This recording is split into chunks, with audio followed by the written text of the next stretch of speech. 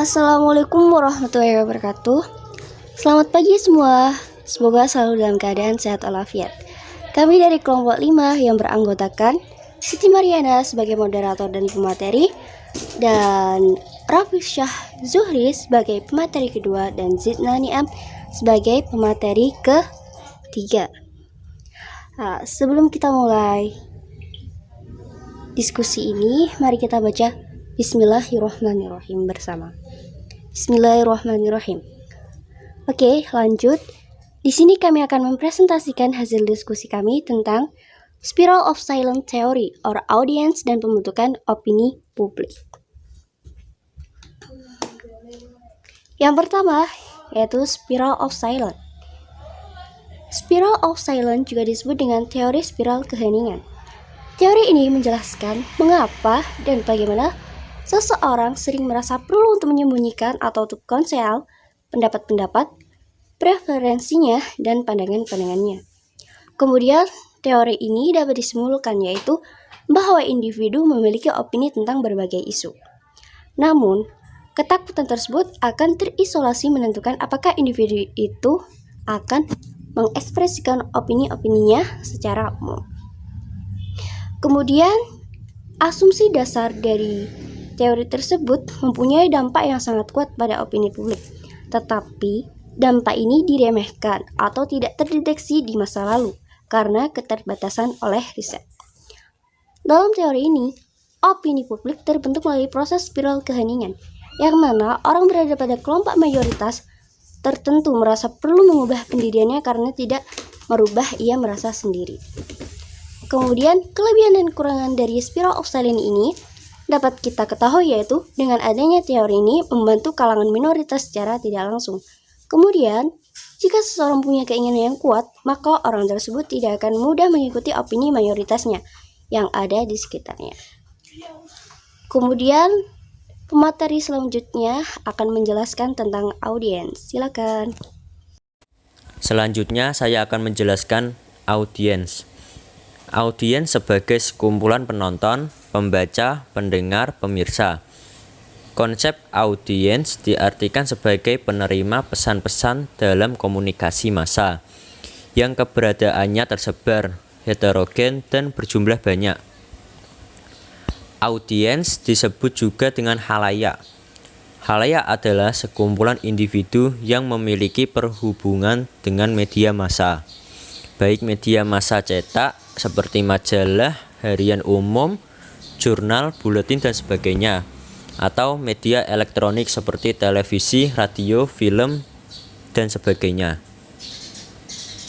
Menurut Hibbert dan kawan-kawan pada tahun 1985, dalam buku Sugeng Puji Leksono, metode penelitian komunikasi kualitatif halayak atau audiens dalam komunikasi mempunyai karakteristik, yaitu yang pertama, halayak cenderung berisi individu-individu yang condong untuk berbagai pengalaman dan dipengaruhi oleh hubungan sosial di antaranya mereka.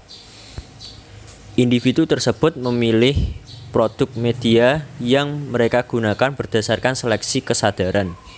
Kedua, halayak cenderung besar, artinya tersebar ke berbagai wilayah jangkauan sasaran komunikasi massa. Meski demikian, ukuran luas ini sifatnya dapat mutlak, sebab ada media tertentu yang halayaknya mencapai ribuan dan ada juga yang mencapai tujuan. Ketiga, halayak cenderung heterogen. Mereka berasal dari berbagai lapisan kategori sosial yang berbeda, seperti jenis kelamin, usia, agama, ras, etnis, tingkat pendidikan, pengalaman, afiliasi politik, dan sebagainya. Keempat, halayak cenderung anonim, yakni tidak mengenal satu dengan yang lain. Kelima, halayak secara fisik dipisahkan dari komunikator. Selanjutnya dijelaskan oleh teman saya. Baik, saya akan menjelaskan yang poin ketiga, yaitu pengertian opini publik.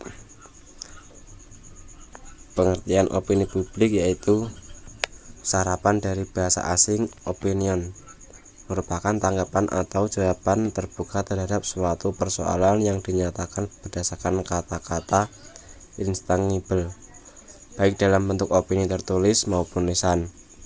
Bisa juga sebagai perilaku, sikap, tindak, pandangan, dan tanggapan dan lain sebagainya. Sedangkan publik adalah sekelompok orang yang menaruh perhatian pada sesuatu hal yang sama, mempunyai minat dan kepentingan yang sama. Opini publik dapat diartikan sebagai sekumpulan pendapat dari orang tentang masalah-masalah yang dapat memengaruhi atau menarik minat atau perhatian masyarakat di dalam sesuatu daerah. Baik, seterusnya yaitu tahapan proses pembentukan sebuah opini. Proses pembentukan opini dibagi menjadi 4, yaitu ada masalah yang perlu dipecahkan sehingga orang mencari alternatif pemecahan. Yang kedua yaitu munculnya beberapa alternatif yang memungkinkan terjadinya diskusi untuk memilih alternatif. Yang ketiga yaitu di dalam diskusi diambil keputusan yang melahirkan kesadaran kelompok. Yang keempat yaitu untuk melaksanakan keputusan disusunlah program yang memerlukan dukungan yang lebih luas. Baik, selanjutnya yaitu teori pembentukan opini pribadi atau di sisi lain yaitu ada 4 unsur pokok yang harus dicermati. Yang pertama yaitu 1. Media massa. Yang kedua yaitu komunikasi antar pribadi dan jaringan interaksi sosial. Yang ketiga yaitu pendapat individu tentang suatu hal dan persepsi orang lain atau kecenderungan pendapat tentang suatu persoalan yang dilontarkan. Dan yang keempat yaitu penerimaan atas opini publik sebagai akibat kuatnya kecenderungan orang-orang di sekitarnya. Selanjutnya yaitu alat pembentukan opini publik. Alat pembentukan opini publik dibagi menjadi 4, yaitu yang pertama jajak pendapat polling atau pengumpulan suara atau pendapat masyarakat secara tertulis ataupun lisan. Yang kedua yaitu attitude scale, melakukan penetapan di antara seluruh masyarakat yang hendak memberikan opini publik, baik itu kubu masyarakat yang pro maupun yang kontra. Yang ketiga yaitu wawancara atau interview, langsung menanyakan kepada masyarakat, baik itu secara tertutup maupun terbuka. Yang keempat yaitu tulisan atau video. Salah satu contohnya adalah surat kabar yang menyatakan balasan dari opini yang telah diberikan oleh masyarakat. Tentunya surat balasan tersebut tertuju untuk masyarakat luas. Baik, terima kasih. Wassalamualaikum warahmatullahi wabarakatuh.